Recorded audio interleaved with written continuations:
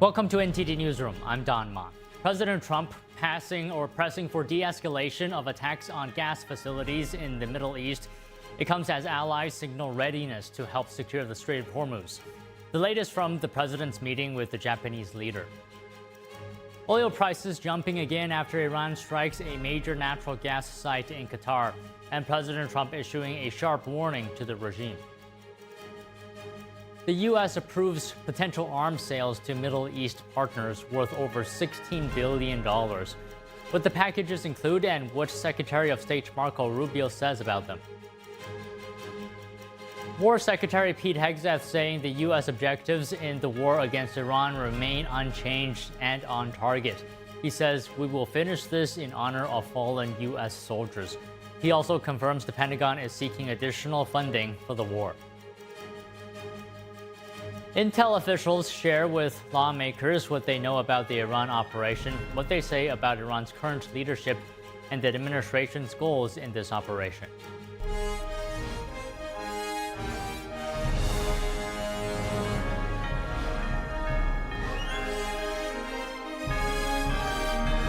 This is NTD Newsroom, live from our global headquarters in New York City.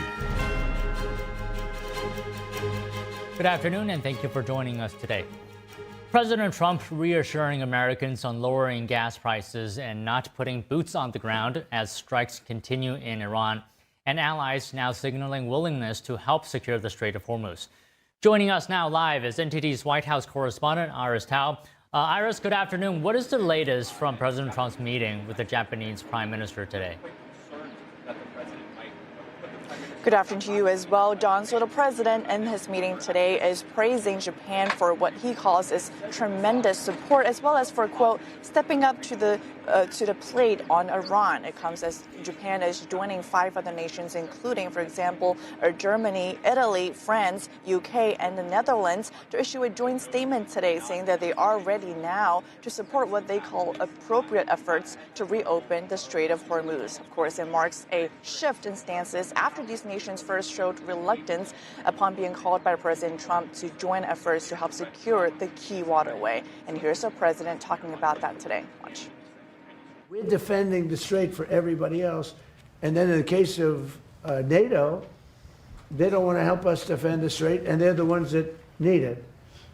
But now they're getting much nicer because they're seeing my attitude. They're getting much nicer. But it's, as far as I'm concerned, it's too late. I firmly believe that it is only you, Donald, who can achieve peace across the world. I mean, well, as oil prices surge, President Trump said also deterring attacks against energy facilities across the Middle East. Iran is right now retaliating against Israel after Israel struck one of Iran's major gas fields. And President Trump today, while saying that Israel will stop launching attacks against Iran's gas fields, he's also warning Iran that if it continues to hit neighboring countries, especially if it again hits Qatar, the U.S. will, quote, blow up the entirety of Iran's gas field. Meanwhile, the president also reassuring Americans that gas prices will come down soon and that he does not plan to send U.S. troops on the ground. Watch. That there was a chance it could be much worse. It's not bad, and it's going to be over with pretty soon. No, I'm not putting troops anywhere. If I were, I certainly wouldn't tell you. But I'm not putting troops, and we will do whatever is necessary to keep the price. And in another development, both the president and the Treasury Secretary, Scott Bessent, today during a meeting revealing that there are, quote, a lot of military defections inside Iran, also suggesting that that could be the way that the regime eventually goes down. Watch. So we are seeing the defections at all levels as they're starting to sense what's going on with the regime. It doesn't get reported here in the U.S. very well, but we are trouncing them from the air, and the regime will probably collapse within itself. You have a lot of military defections in Iran. I don't blame them. And meanwhile, the president and the Japanese prime minister will have dinner tonight here at the White House, so we do expect to hear from them once again. Don. Iris, thank you. The Trump administration's intel leaders are sharing what they know about the operation in Iran and the Iranian leadership. Here's Director of National Intelligence Tulsi Gabbard testifying before the House Intelligence Committee earlier today. The son is considered more of a hardliner than his father. Isn't that correct? Yes. So hardline that even some of Iran's leaders thought he was too aggressive. Isn't that correct? That is the intelligence community assessment, yes. Mujtaba, the son, is particularly close to the brutal Islamic Revolutionary Guard Corps and their most hardline commanders, correct? That is the intelligence community assessment. He was involved in ordering violent crackdowns on Iranian protesters, including their murder, correct? To be clear on the Mojtaba, the son who has been named to replace him, it is unclear of his status or his involvement. He was injured very severely through one of the Israeli strikes. And so the decision-making is unclear about what's happening in the Iranian leadership. So it's unclear. So we're less certain of the positions of Iranian leadership and their intentions than we were 60 days ago, correct? That's an accurate assessment.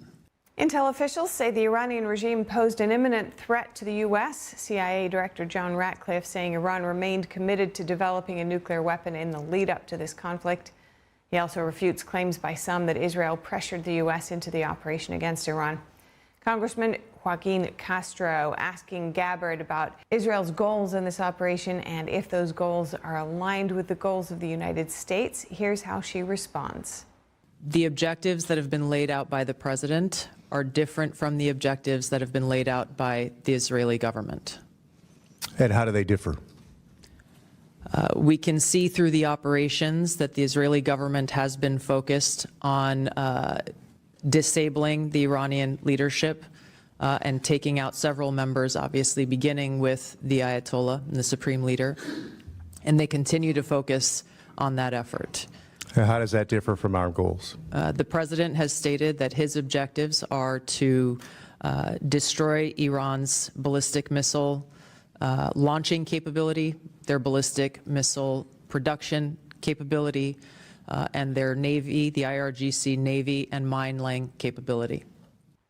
This is the House Intelligence Committee's annual hearing with intelligence officials on worldwide threats to the U.S. The hearings come as lawmakers on Capitol Hill are pressing for more information about the ongoing operation in Iran. Japanese Prime Minister Sanae Takaichi is meeting with President Trump today at the White House. Joining us now to discuss this is Alan Zhang, Research Assistant for the Asian Studies Center at the Heritage Foundation. So Alan, good afternoon. Thank you for joining us today. Now, from what I could tell in the short segment that was open to the press of President Trump's meeting with Takaichi, it seems like the relationship is still solid. Can we get your comments on the meeting today? Yeah, absolutely. And I think you're spot on. This is the first time that Prime Minister Takaichi is meeting after the election. And it also is a meeting to chart a new course for the bilateral relationship between the United States and Japan. As far as what we saw, I think we have reason to be optimistic. One, because the $550 billion investment that Japan pledged is already moving to the second phase. But also, Japan seems to be on the same page as the United States in regards to the operation that's currently happening in the Middle East. So, Alan, what do you think? Do you think this meeting here, arguably perhaps the biggest test of alliance between Japan and the U.S. In recent years? Because this is happening as the war in Iran continues. What is your assessment? Absolutely. I think that we are now entering new realities. Before the last time Takaichi met with President Trump, there was not operations in the Middle East. But now Japan being a rather oil-dependent country, it's now kind of called into question the current relationship between the U.S.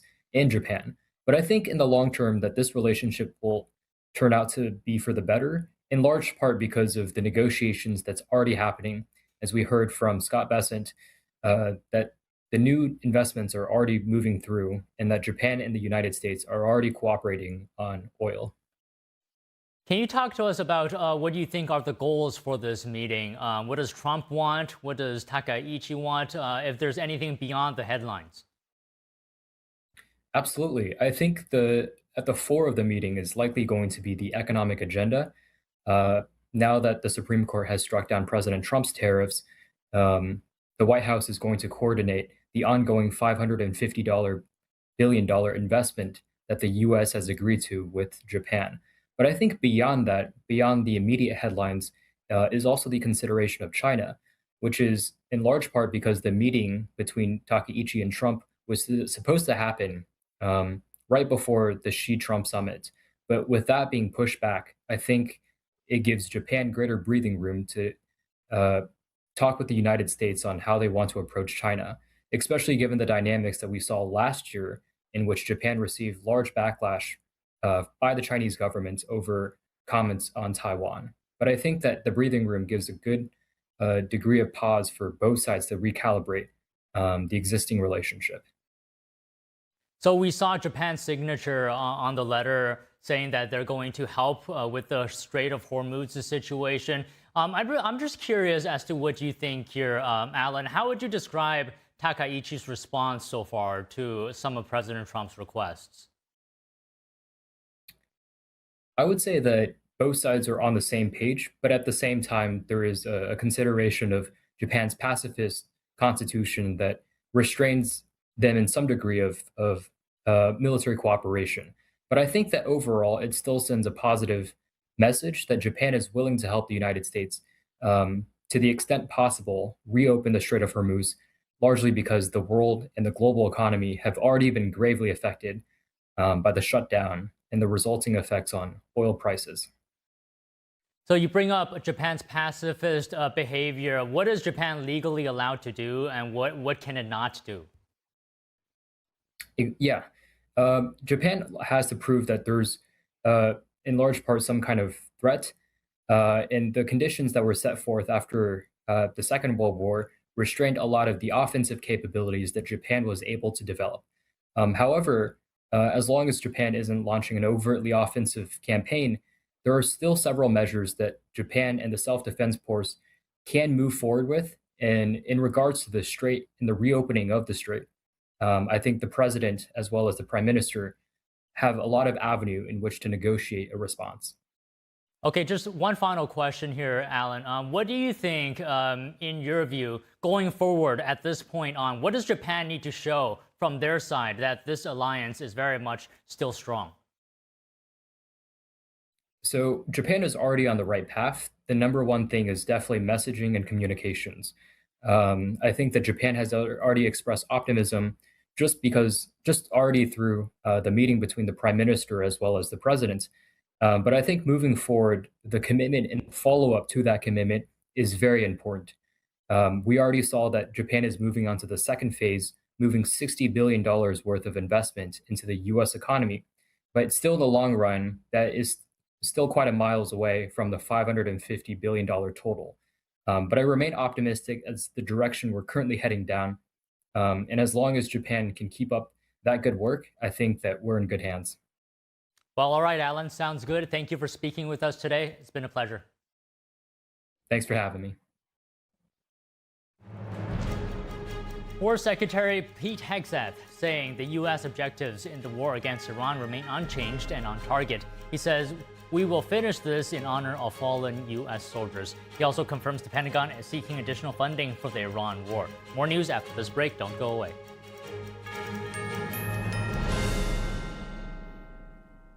Bladder control aisle. You won't shop here again. Your private business is your own. The constant struggle is over. Now there's a better way. It's HDIS. We home deliver bladder control products. We understand how you feel. For over 25 years, we've home delivered to many of the 20 million Americans who deal with incontinence. We offer all brands. We pay shipping and use plain, unmarked boxes. If we can help you or someone you care for, call for your free product sample pack and $45 in money-saving coupons. Our counselors will help you choose the right product. And unlike stores, we're always in stock. You'll get what you need. Satisfaction guaranteed. HDIS, the better way. For your free sample pack with your free catalog, $45 in money-saving coupons, and free product samples, call 1-800-701-6159. That's 1-800-701-6159.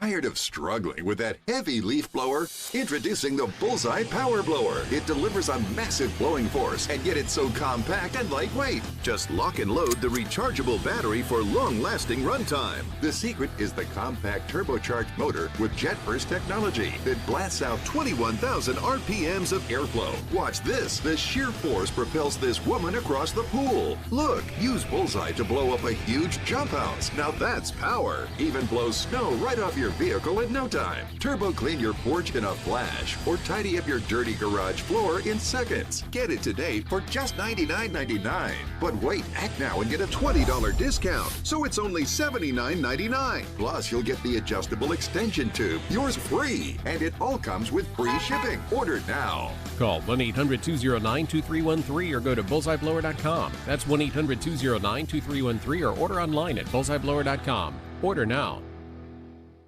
Whispered across generations, a hidden secret unveils the essence of longevity and vitality, a timeless legend regarding energy and wonder. Rooted in ancient health wisdom, we proudly introduce Pure Tang Black Ginseng, a 100% natural organic energy drink made from premium 6-year-old Korean ginseng. It takes 2,260 days and nights from seed to growth, undergoing a meticulous 9-step process of steaming and drying. Black ginseng reaches its full potency, enriched with ginsenoside RG3 and enhanced absorption efficiency. No sugar, no caffeine, no artificial ingredients. Experience the pure natural power of Pure Tang Black Ginseng. Nourish your body, strengthen your immunity, and boost your energy. To order Pure Tang Black Ginseng, please visit puretang.com.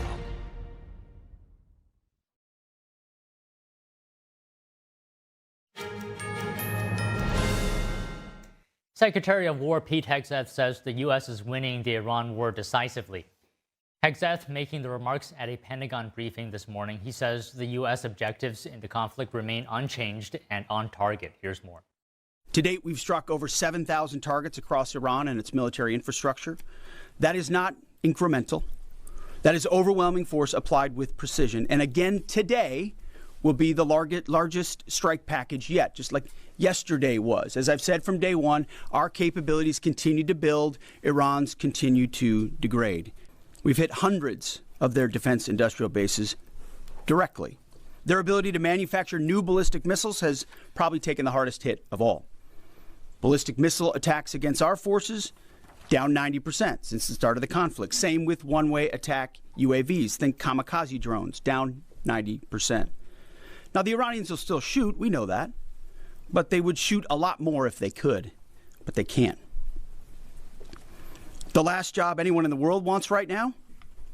Senior leader for the IRGC or Besiege. Temp jobs, all of them. We fight to win. And we are winning on our terms, following our objectives.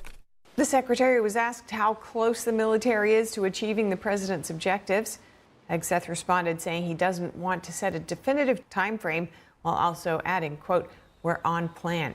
He said it will be President Trump's choice to say the U.S. has achieved what's needed for security. Chairman of the Joint Chiefs of Staff, General Dan Kane, sharing details of recent U.S. military action. He says 10 Warthog aircraft are taking out Iranian vessels in the Strait of Hormuz, and Apache helicopters are striking Iran-aligned militia groups in Iraq. General Dan Kane says U.S. forces are now flying further east into Iran and are penetrating deeper into Iranian airspace. He was also asked about Iran still having the capability to launch strikes across the Gulf nations. You know, as we said and have always said, clearly they came into this fight with a lot of weapons. This is why we continue to be as aggressive and assertive as we can against their ballistic missile capability, both their medium-range ballistic missile capability and their short-range missile capability. So we are continuing to hunt and find them and kill them, and we will continue to do so. So they still retain some capability. And we have layered defenses throughout the region that will allow us to protect those, and we're working with our partners across the Gulf region to help them improve any defensive capabilities that they may need. Hegseth also honoring Americans killed in the conflict at both the start and end of the briefing. 6 crew members were killed when their aircraft crashed in Iraq. Hegseth saying, quote, "We will finish this. We will honor their sacrifice. Their sacrifice steels our commitment." The War Secretary also commenting on what he describes as dishonest media coverage of the war. I stand here today speaking to you, the American people, not through filters, not through reporters, not through cable news spin. A dishonest and anti-Trump press will stop at nothing. We know this at this point. To downplay progress, amplify every cost, and call into question every step. Sadly, TDS is in their DNA. They want President Trump to fail. NATO Secretary General Mark Rutte is backing U.S.-Israeli strikes on Iran. Speaking in Brussels this morning, Rutte says the strikes are important for European security and the Middle East. We all agree, as we always did, that it was crucial for Iran not to get its hands on a nuclear capability, a ballistic missile capability, and what the US is doing at the moment is degrading that capability of Iran, and I think that's very important. This is important for European security, for the Middle East. It is vital for Israel itself. A nuclear Iran would potentially have been a direct threat to the future of Israel, but again, to the whole Middle East and to Europe. Rutte says reopening the Strait of Hormuz is critical for the world's economy. The European Commission says member states can use several financial tools to ease oil prices. Meanwhile, Italian Prime Minister Giorgia Meloni says Italy is cutting a tax on gas in an effort to keep prices under control. President Trump issuing a sharp warning to Iran after an Iranian strike on the major natural gas site in Qatar. This comes after the president says Israel struck a gas field in Iran. Here are the details.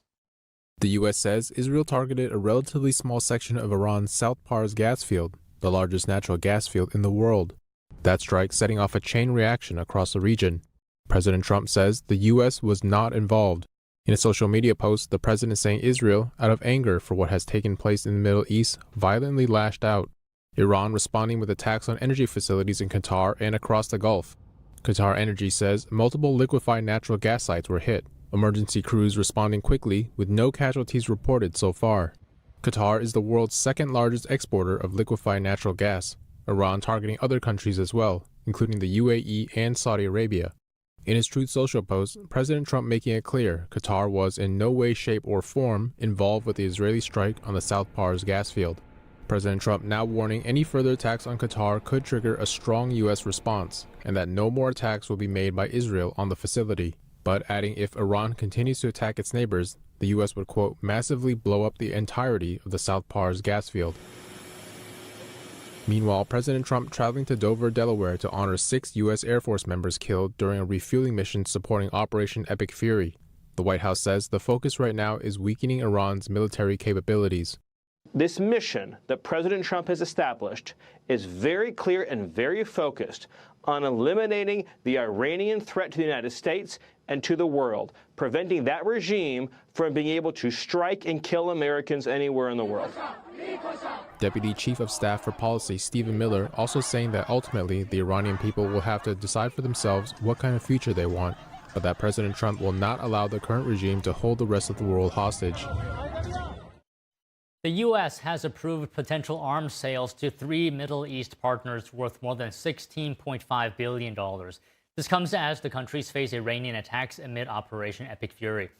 The sales include missiles, drones, radar systems, munitions, and upgrades to the United Arab Emirates for more than $8.4 billion. The UAE will get 1 anti-missile defense system known as THAAD, 10 anti-drone defense systems known as FS-LIDS, 400 advanced missiles known as AMRAAMs, as well as F-16 munitions. Kuwait will get lower-tier air and missile defense sensor radars for an estimated $8 billion.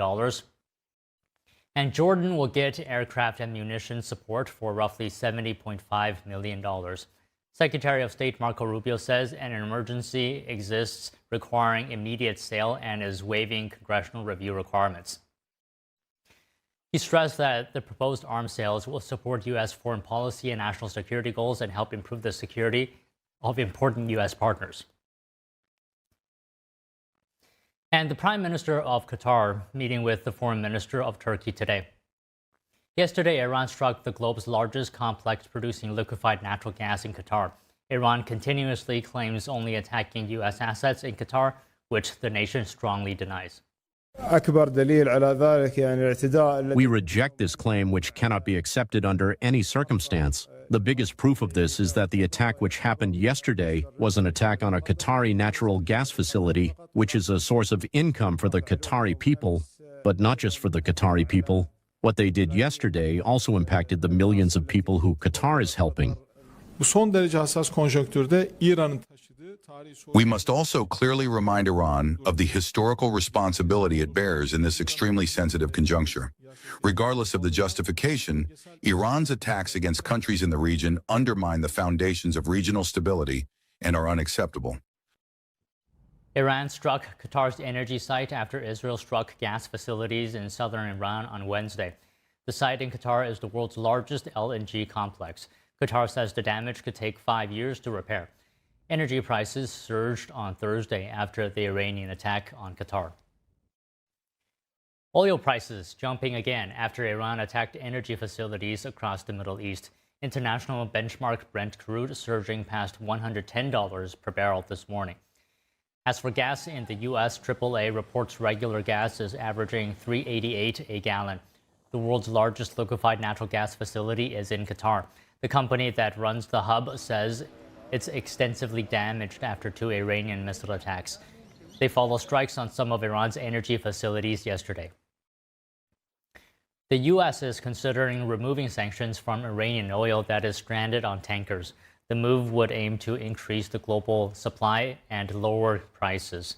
Secretary Scott Bessent had this to say during an interview with Fox Business. In the coming days, we may unsanction the Iranian oil that's on the water. It's about 140 million barrels. So depending on how you count it, that's 10 days to 2 weeks of supply that the Iranians had been pushing out. That would have all gone to China. In essence, we will be using the Iranian barrels against the Iranians to keep the price down for the next 10 or 14 days as we continue this campaign. Oil prices have been above $100 a barrel for much of the past 2 weeks as Iran targets tankers in the Strait of Hormuz. The Treasury made a similar move recently, allowing the sale of sanctioned Russian oil stranded on tankers. The department said the release added 130 million barrels to global supplies. Bessent also pointed to last week's coordinated G7 release of 400 million barrels.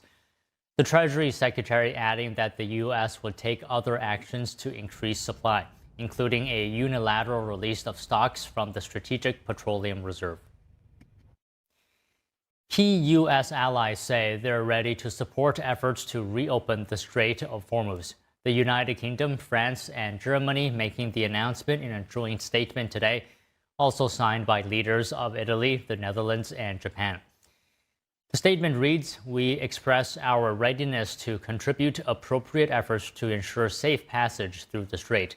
The leaders welcomed countries already planning such efforts.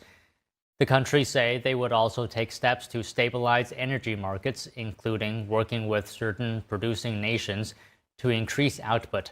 President Trump had repeatedly urged for more countries to take responsibility for securing the strait.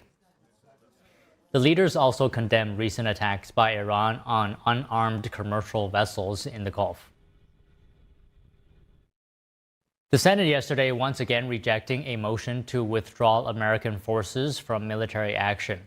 Senator Cory Booker introduced the measure in an attempt to invoke the War Powers Resolution of 1973. The rejection was made mostly along party lines, but with Republican Senator Rand Paul voting with Democrats and Senator John Fetterman voting with Republicans. The Senate Homeland Security Committee voted to advance Senator Markwayne Mullin's nomination to lead the Department of Homeland Security, setting up a full Senate vote later. We have more news after the break. Stay with us.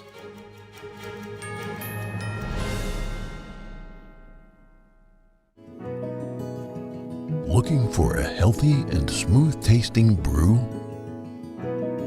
Drop by Days Coffee Roasters today and explore our wide selection of specialty-grade small batch roasted coffee. Home to North America's first enzyme-fermented coffee, we source a wide selection of specialty-grade coffee beans from around the world, and our baristas are ready to craft your customized brew. Visit Days Coffee at 28 North Street, Middletown, New York. Come experience a brew like no other.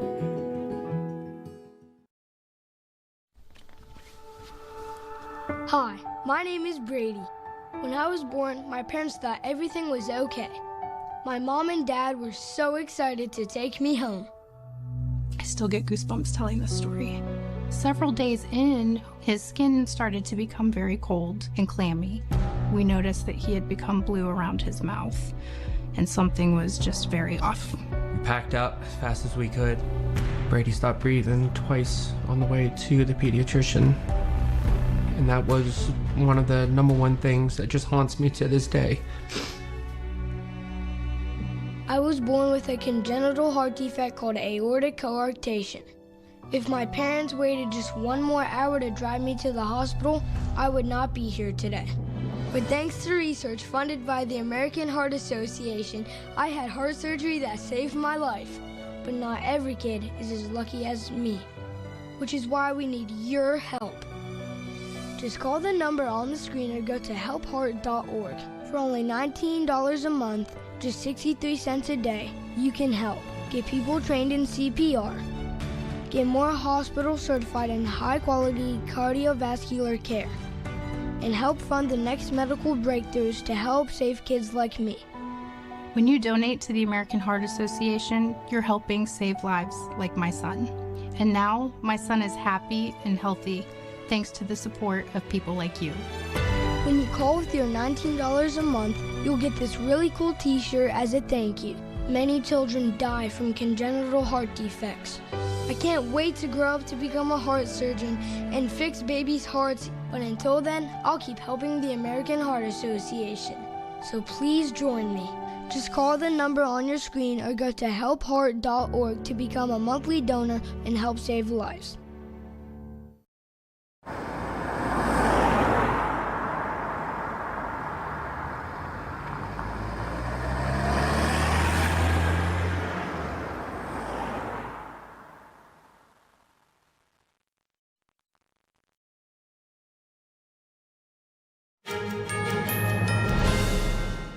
The Senate Homeland Security Committee has voted to advance the nomination of Senator Markwayne Mullin. President Trump's nominee to replace outgoing Secretary of Homeland Security Kristi Noem now heads to the floor for a full vote in the Senate. The vote follows Mullin's testimony yesterday, where he engaged in tense exchanges with committee chairman Senator Rand Paul. Rand Paul questioned Mullin about past statements, including a comment saying he understood why a neighbor attacked Senator Paul back in 2017. Paul voted against Mullin's nomination, while Democratic Senator John Fetterman voted in favor in the 8-7 vote. A full Senate vote on Mullin's nomination comes as Democrats block funding for the Department of Homeland Security. Democrats are pushing the Trump administration to scale back its immigration enforcement tactics in exchange for funding the department. Joining us now is Darlene Sanchez, reporter for the Epoch Times. Darlene, good afternoon. Good to see you. So to start off here, can you talk to us about, how might the DHS look under Senator Mullin if confirmed? What are his focuses? What does his record look like? What's his experience? Well, I think you will probably see something, akin to the way, Borders Our Homeland operates. During the hearing, the confirmation hearing for Mullin, he specifically said he wanted to work with local jurisdictions. He wanted to talk with mayors. He wanted to talk with police chiefs and, of course, sheriffs to try to work out a way for them to move forward and to cooperate with ICE while these illegal immigrants are in, the jail system before they're released. So there isn't any of this, controversy. And of course, it's more dangerous when they're released upon the streets. ICE has to go in there. There's protesters, as we've seen recently, and sometimes that turns deadly. So he is looking for a way forward beyond the controversy that has hit the agency recently. Okay, so compared to Kristi Noem, is there a difference? If so, what is it? Well, I think so in terms of, I think, their experience was probably about the same. She was a governor, he's of course, he was a representative and now a senator. He served on the Armed Services Committee, but he doesn't have a law enforcement background, so to speak. However, he's been very supportive of Homeland Security and President Trump. I think that he will probably be more, he would probably try to compromise more, I think, than Kristi Noem did in her role. Of course, that's yet to be seen. He was also, though, very firm in saying, look, President Trump is all about law and order and getting criminals off the streets. And, from his perspective, that wasn't something that's negotiable at all. I guess the way that they go about it and how they approach it will probably be the main difference. All right, so can you also talk to us about the recent vote, the 8-7 vote? Who supported Mullen? Who voted against him? It was almost along party lines, except you had a couple of switches. You had, the chairman, Rand Paul, vote against him, and then you had John Fetterman, a Democrat, vote for him. So it kind of almost went along party lines, except you have a couple of defectors. So it was, it was possible if someone else, if Fetterman hadn't have, voted for him, it would have been a tough situation. So why did Rand Paul vote against, he's a Republican, why did he vote against Mullen? Well, as, Mullen said during the hearing, yesterday, he said, look, we just don't get along. They've had an ongoing conflict, disagreements, I guess, since probably around 2017. Rand Paul believes that he doesn't have the temperament to be, leading DHS because, he said that he could understand why Rand Paul's neighbor attacked him in 2017 because of the way he speaks to people and the way he operates. So I think that was a factor. That just was bad blood between them for quite some time now. And he also brought up when he wanted to fight the Teamsters union representative that came to testify in 2023. However, since then, that representative actually supports Mullen, and he was in the hearing sitting behind him during this entire back and forth. So it was interesting.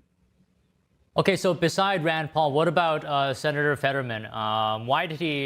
What was his reason for voting for Mullen? I think it was what he said was he had talked to Mullen and he believed that Mullen was the person that could get the job done in terms of moving things forward and moving past some of this vitriol that you see between, the Democrats and the administration surrounding deportation and immigration enforcement. That was, I think, the main reason. But he also talked about how he had worked with him in the past on several things, and that they seemed to be able to work together. And so, in that spirit, he believed that Mullen would be able to work with others and again move things forward. Okay, so now this moves to the full Senate. Maybe next week, we'll see. What are we likely to see there? Is it going to be a tight vote? I think that he will pass. I think he will be confirmed. It's possible he could pick up a couple more, Democratic votes. He possibly could, lose one other, perhaps, a Republican vote. But I think overall it's probably going to be, pretty much along party lines, except, Rand Paul, he's not going to vote for him. So, and of course, Fetterman will. So I think you're probably going to have something similar to what you saw today. Okay, Darlene, let me just ask you one last thing here. In your view, from what you've seen, how aligned is Mullen with Trump in terms of ideology, policy, and anything else? I think that, that's one of the main reasons Trump selected him, because they are very much aligned. In fact, Mullen counts Trump as a friend, and he went into that during the hearing. He talked about how Trump, whenever his son was injured, it was a catastrophic injury, that Trump called him. Trump came to see his son in the hospital, and it wasn't, a photo op. It wasn't, for media publicity. And he says he remembers Trump standing there and talking to his son. And somebody came to say, Mr. President, the plane's getting ready to leave. We need to go. And he looked at the guy and he said, I don't think the plane's going to be going anywhere without me. And he basically shut out everybody and everything and spent 15 minutes, standing there talking to his son. And, it moved Mullen to tears during that hearing. And he said he'll never forget that.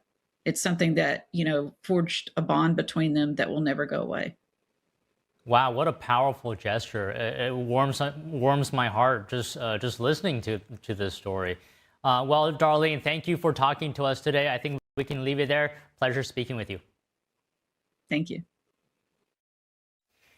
Senator Mike Lee holding a press conference now on the Save America Act. Let's listen in. Never quite understood why some might think that's a good idea. That's nonetheless their prerogative, as these are states and political subdivisions of states making those decisions. But in the federal government, that is not the case, and it should never be the case. But once in those jurisdictions, they've got people who are registering to vote in those particular elections, again, typically local elections as non-citizens, it raises all kinds of questions. Once they have registered, what happens to their registration? Is there a mechanism in those jurisdictions whereby those who are allowed to vote in whatever local election are prevented somehow from using the same voter registration file to also cast votes in a federal election? The states that allow this, that are doing that, are conspicuously among the states not participating in memoranda of understanding-based agreements with authorities in the Department of Homeland Security and other federal agencies involved in this, meaning they're not sharing their information, not opening their files to allow for federal authorities to examine them and make sure that those people are being kept separate from the list of voters allowed to cast votes in federal elections. So the Save America Act would repair our election security by requiring proof of citizenship to register and a photo ID to vote. This is an important part of ensuring our longstanding promise of one citizen, one vote. When you allow non-citizens to vote, that offsets that equation. It dilutes, it diminishes the votes cast by American citizens lawfully. Now, our Democrat colleagues have been insisting that this is not necessary. They insist it's not necessary because, after all, it's already illegal for a non-citizen to vote in a federal election. But that's a little bit like saying it's unnecessary to require liquor stores to check IDs to make sure that they don't sell liquor to children because, after all, it's already illegal. There are lots of circumstances where it makes sense to do that sort of thing, trust but verify, because if you don't do that, you're not even going to know who might be violating it. This is one of those areas. Now, today, one of our colleagues from Oregon, Senator Jeff Merkley, said that the Save America Act, and this is a direct quote, stabs a knife through the beating heart of our democracy. Really? Well, that's news to me. First of all, it's news to me that given that a policy choice that enjoys the support of roughly 80% of the American people putting that in law, I don't understand how that would stab democracy in the heart, especially given that this is itself strengthening and securing one of the most important incidents of citizenship, which is the vote. Republicans overwhelmingly support this. 95% of Republicans, roughly 83% of Americans generally, and 71% of Democrats. It's only here in Washington, D.C., within the halls of the United States Capitol, that this is controversial, even among Democrats. Over 170 countries across the world have some form of voter ID requirement. It's actually much easier to identify the very small handful of nations with democratic elections that do not have voter ID requirements. So I would ask the question, why should we allow the United States of America to have election security laws and procedures inferior to those in, I don't know, Moldova or Bangladesh, for example? The Save America Act embodies the mantra often used in this town and elsewhere that we want to make it easy to vote and hard to cheat. You have to have both of those. If you neglect either one, you're going to create problems. If you prefer the former, while shunning the latter, you will in fact succeed in making it easy to vote. But that sort of betrays and diminishes the whole point of having free and fair elections, and it makes them impossible. So, look, I think that there's only one legitimate reason to oppose this. I have yet to hear a legitimate argument against the bill, which begs the question, do they really just want to make it easy to vote so badly that they're willing or even enthusiastic to just make it easier to cheat? So far, the congressional Democrats have, by and large, focused on arguments that are a combination of being ill-founded, relying on blatant mischaracterizations of the statutory text itself, including and especially the text beginning on page 12, line 22, and following on to the following page, easing the documentary requirements for proof of citizenship, making it so easy that it's much easier than filling out your I-9 form when you start a new job with a new employer, where you're required to prove your citizenship if, in fact, you're an American. If you're not an American citizen, you're going to have to produce a visa showing that you are eligible to work. But we make it easier than that. We make it so easy, in fact, that even if all of your citizenship documentation papers have disappeared because your house burned down, your dog ate them, your crazy Aunt Madge came and stole them and took them to the dump for some inexplicable reason, or maybe you never had them, you can still go to a state election official, swear out an affidavit just describing the basic elements, the basic factual assertions behind your claim to citizenship, whether it's when and where you were born and to whom. If you were a natural-born citizen, entitled to citizenship by virtue of the circumstances at your birth, or if you're a naturalized citizen, where, when, and how you became a naturalized citizen, and the date, exact or approximate, of your naturalization. This makes it incredibly easy and puts the onus back on the state if you're one of those people who either lacks some documentation or maybe even lacks all of it. They ignore that. And then a lot of the rest of their documents boil down to a combination of things. It's racist and it's sexist. Does any of that sound familiar? You've heard that before. Very often when it does come up, it comes up in a context like this one, where both of those arguments are red herrings. Both of those arguments are rooted in assumptions that are themselves racist and misogynistic, and they're cover for something else. Why are they arguing that when it so obviously does not apply? It's impossible to reconcile with the text of the bill itself to make that accusation. What are they covering for? What's missing when that's the argument that they continue to fall back to like a dog to its vomit? I can't think of anything more racist or misogynistic than those arguments that are being raised, at least not within this realm. You can think of things, but it's hard to come up with anything more racist or misogynistic than the assumptions underlying those arguments.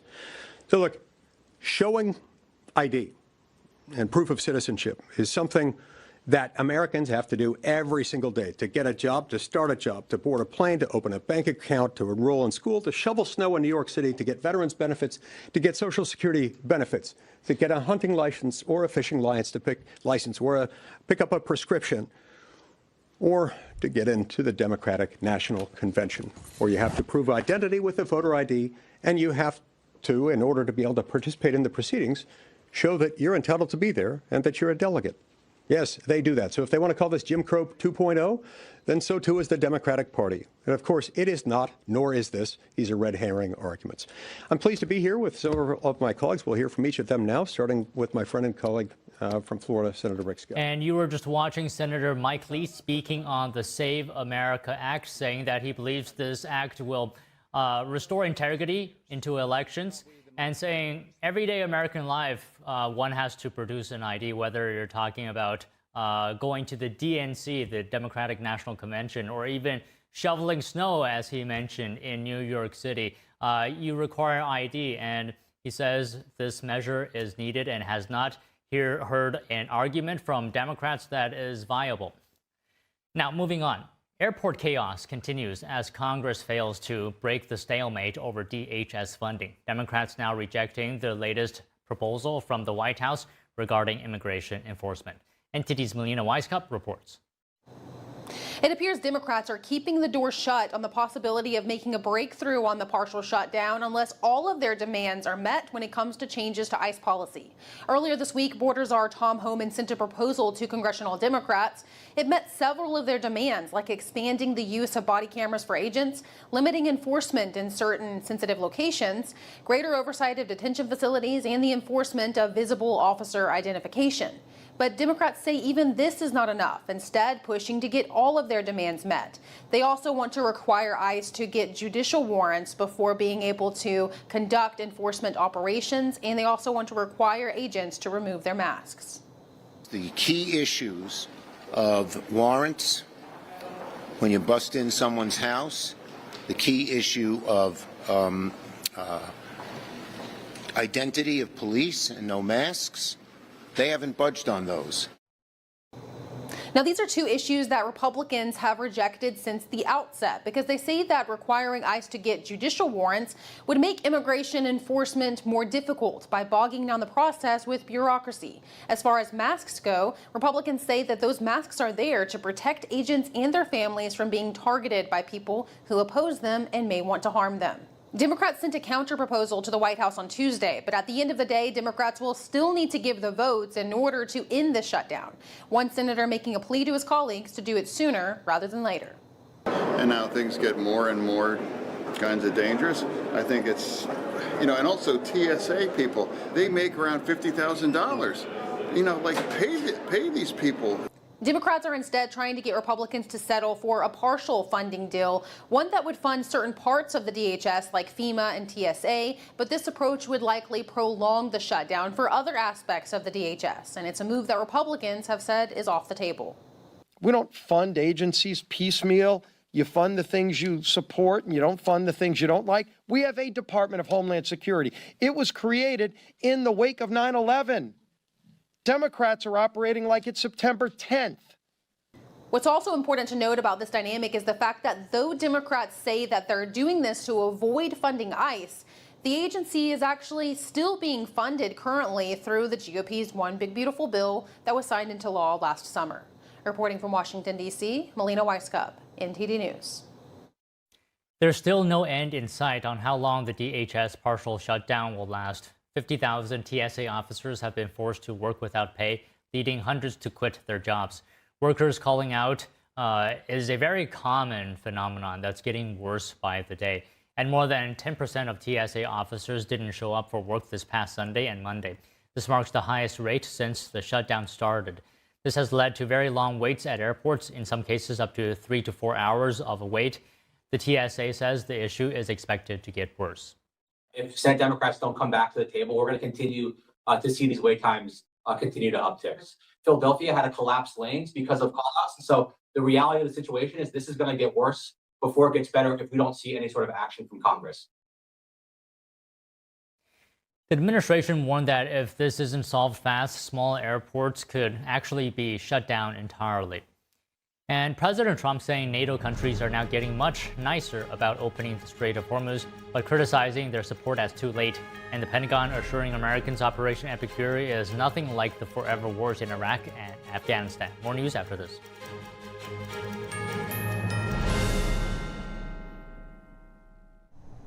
This year marks the 20th anniversary of Shenyun Performing Arts, showcasing China before communism. Shenyun has been performing all around the world, all in the face of mounting pressure from the Chinese regime. The documentary Unbroken, the Untold Story of Shenyun gives you exclusive access to the resilient dancers and artists behind the show and covers NTD's years-long investigation into the attacks and threats made against this American company and our freedoms, premiering here on NTD. I just had a few questions regarding your coverage of Shenyun. I'm not going to do point-by-point rebuttals. Have you heard from the New York Times yet? No. In fact, when it came out, I was like waiting for them to call me, but nothing. The New York Times still has this agenda-setting power. Once they decide what the story is, it's kind of an uphill battle. We'll have to see where this takes us. Why are they doing this? What can I do to tell people our side?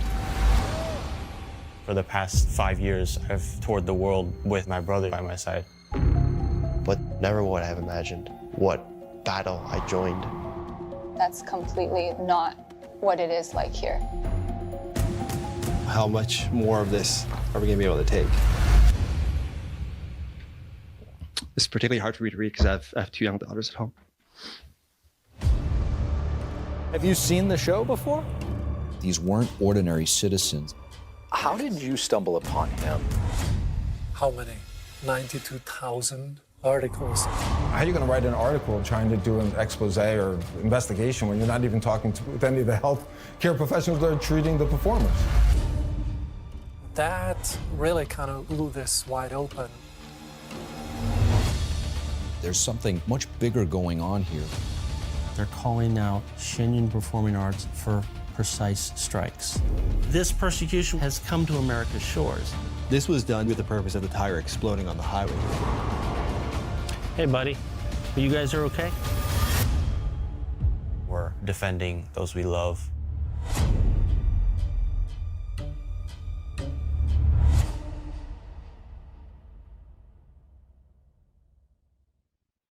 I have traveled all over the world to 50 countries now, and I have never seen a production any better than this anywhere. Breathtaking. It is absolutely stunning. It's so uplifting. I feel better about the world. It was encouraging, gave me hope.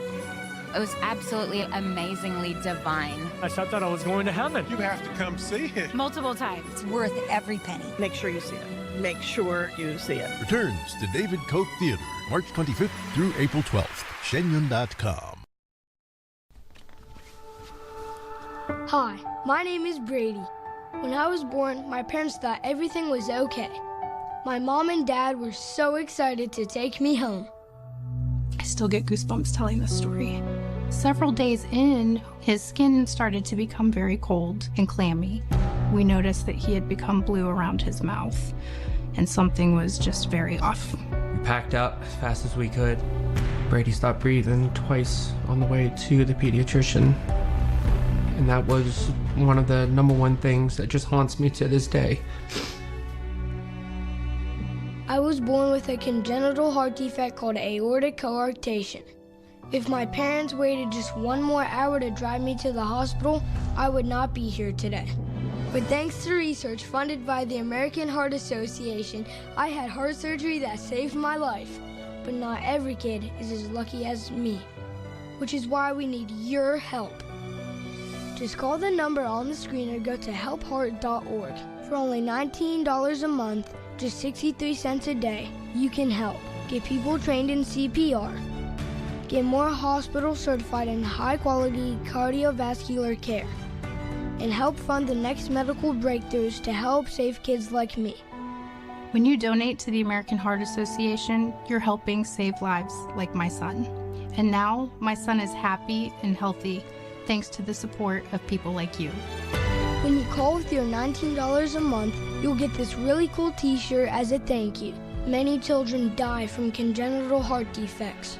I can't wait to grow up to become a heart surgeon and fix babies' hearts, but until then, I'll keep helping the American Heart Association. So please join me. Just call the number on your screen or go to helpheart.org to become a monthly donor and help save lives. Looking to refresh the style in your house? Come to Mathis Home during the Spring Style event and see hundreds of options for your perfect living room. Take a look at this sectional. We can help you build it into the style you want. From sleek and modern to something more eclectic to an updated traditional look. You can also reconfigure it just by adding or removing pieces. The sofa version is a great value at just $12.89. Come find the look that's right for you at your furniture superstore, Mathis Home.